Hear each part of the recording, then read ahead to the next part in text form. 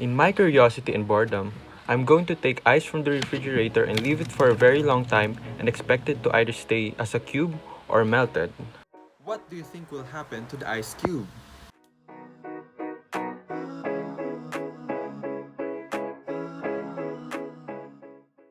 We all know that your answer is gonna be melted ice, right? The potential energy of the ice cubes changes into kinetic energy as the ice cubes gets melted by the heat of the sun. The particles becomes excited.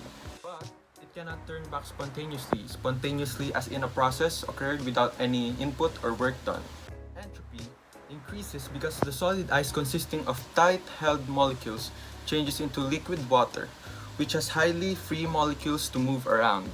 In this case, energy is still conserved, but we cannot see the reverse scenario.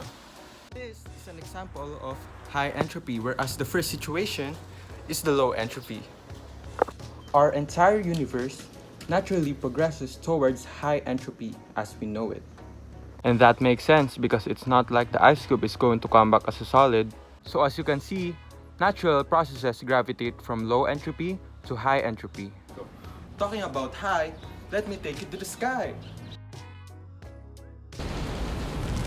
When a spaceship launches up in the sky, the system of the spaceship transforms fuel to heat and work, increasing the temperature.